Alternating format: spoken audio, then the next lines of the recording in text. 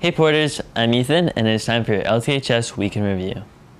Our top story for the week is about our girls volleyball team. Over the weekend, the Porters competed against Marist on Friday, November 15th in the semifinals, where they fell short. On Saturday, November 16th, the Porters took on Huntley Red Raiders for the third place, and the Porters were successful in 2 straight sets, beating the Red Raiders 25-12 and 25-21. Congratulations on taking third place in state. This is the first time the girls volleyball team has made it to state in 25 years, and the best finish in state since they won it 31 years ago in 1993. Great job, players and coaches. Last week on Thursday, November 14th, 272 new student members were inducted into the James McKinnon Smith chapter of the National Honor Society. For the list of students being recognized, visit the LTHS website. Each year, LTHS D205 honors veterans with a special video. This year, we're proud to feature Mr. Bob Champlin, a veteran and science teacher. Watch the video to hear what Veterans Day means to him.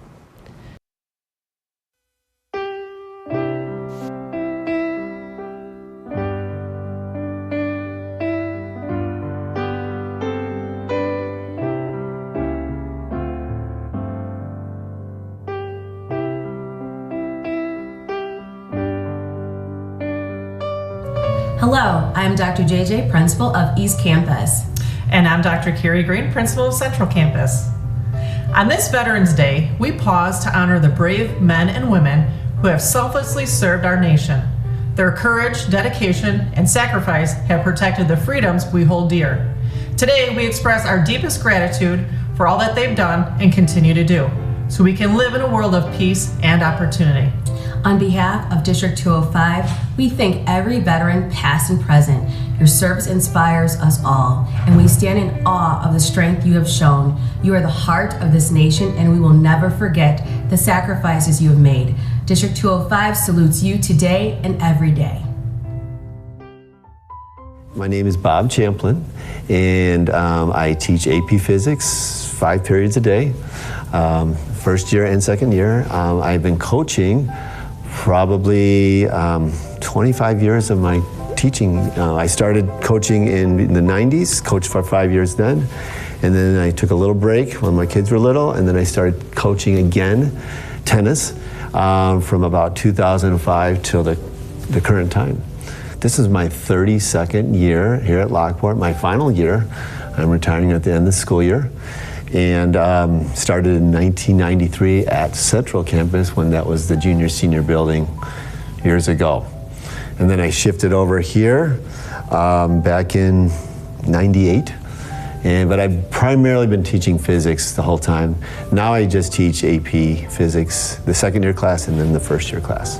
So while I was in college, as many students are, sometimes financially it's challenging in college, and I was trying to think of different ways that I could help pay for my education. We were tight with my dad lost his job, and so I was trying to think of different ways that I can serve without interfering too much with my education. So then I thought, when my dad served in the Army, he was in World War II, he served, and I thought, wow, and I always admired him for that. And so then I was thinking about what I could do to help cover funds, but also get through college. So I said, let me sign up for the reserves, Army Reserves, and went to Fort Leonard Wood, which is down, it's called, that nickname is Fort Lost in the Woods, which is down in Missouri, and it's actually pretty lost in the woods. And not a whole lot of places to go from there. And I did my boot camp there, spent about 8 to 9 weeks there. And then from there, I served as a reservist every year. We go every 1 week in a month. And then we went to my second part of my training that was in,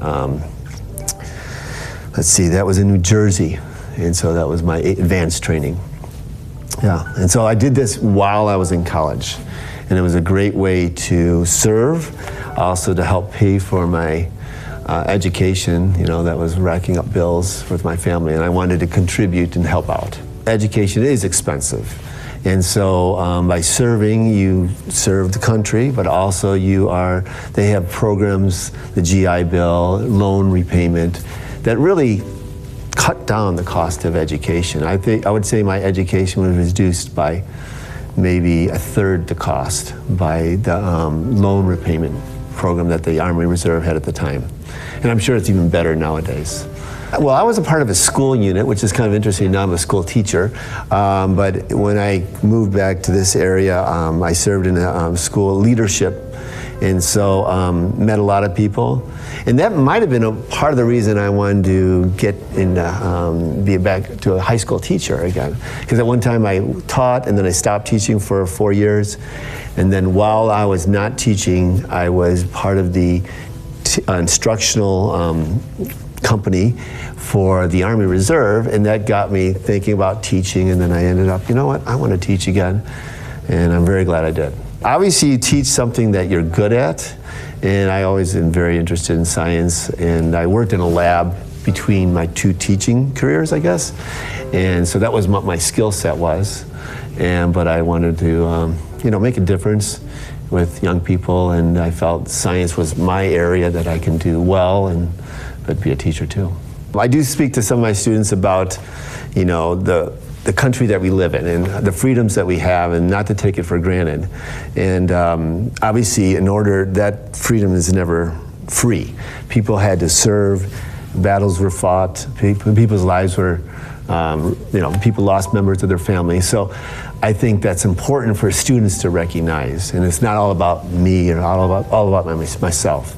So in terms of serving, I think that is something that all the students should be aware of, and I don't think always students are aware of. You know, I really appreciate too, by the way, is how often I'm thanked. It's even though you know, I served between 85 and about 91, 92, that era, so that's quite a bit of time ago. But still, you know, people say thank you for your service, you know, which is very nice, you know, and the students say to do the same thing. I think it's good for anyone to serve in some capacity.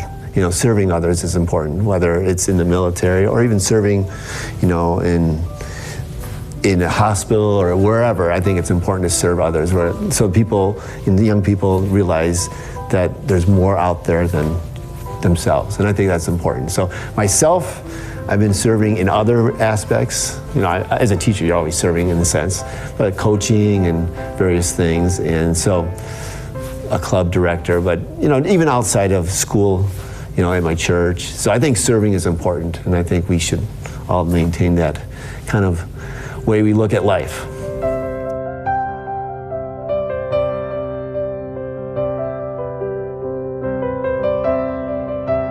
Students at East Campus will participate in this year's Career Week from November 19th to the 22nd. Students will receive an email with the dates, times, and locations of the speaker presentations that they signed up to attend. On Thursday during second period, we will have a team from Fox News talking to students. They will have a camera operator and a broadcast person presenting. On Friday during third period, we have Brett Vickery, LTHS alum, who is a traffic reporter for WGN, talking to students. If any of you are interested, reach out to Mrs. Fields or Mrs. Crosby in the guidance office. It is also okay if you already signed up for 2 speakers, you can still be added. Student volunteers are still needed for this year's Christmas Crossroads event. All porters are welcome to volunteer. The dates needed for volunteers are Friday, November 22nd for setup and Sunday, November 24th for takedown. To sign up and for more information, students can log into their Schoollinks account. On Thursday, November 7th, 2024, 32 students from Lockport Township High School Engineering Design, Architecture, Welding, Digital Pathway, STEM Exploration, and Introduction to Engineering Design courses completed at the 20th Annual TSA Technology Day competition at Illinois State University. Congratulations to the teams of David Krzyzak and Gabriel Sott for placing first in Invention/Innovation Level 2.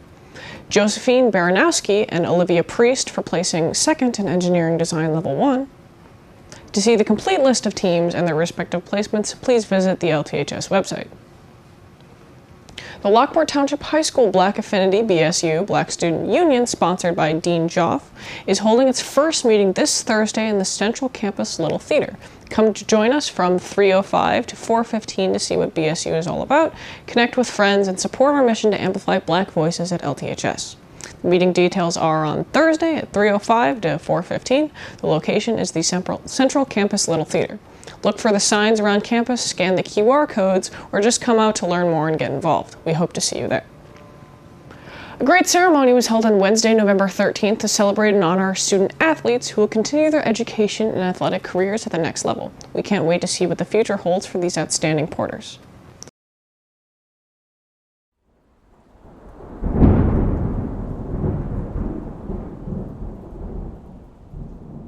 This week we want to share some weather facts, and we're due for colder weather and we'll finally see more of a chill this week with the potential for low temperatures to reach 32 or below for the first time this season. The 30-year average date for the first freezing or below temperature at O'Hare Airport is October 19th. Over the last decade, from 2014 to 2023, the average first freeze date is about 2 weeks later, November 3rd. During that 10-year period, the earliest freeze was October 13th and the latest was November 12th. The first freeze of the season has happened on October 30th 3 times over the last decade. That happened in 2014, 2019, and 2023.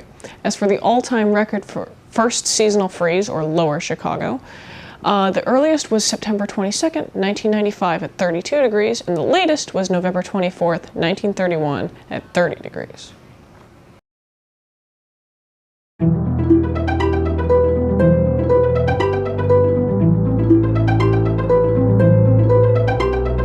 Odd news. A plane was grounded for 4 days at a Portuguese airport when 132 hamsters escaped from boxes in the cargo hold. The TAP Air Portugal flight from Lisbon to Ponta Delgada Airport featured a full contingent of passengers as well as hamsters, ferrets, and birds en route to a pet store. The flight ended up grounded in Ponta Delgada when 132 hamsters were found to have escaped into the cargo hold. Officials said that the plane was kept at the airport for safety reasons, as the hamsters could pose a risk to the plane's electrical wires. Workers spent 4 days scouring the plane for loose rodents, and the Airbus A320 finally returned to Lisbon on Sunday. Well, that's it for your LTHS Week in Review. I'm Nola. Thanks for watching, and go Porters!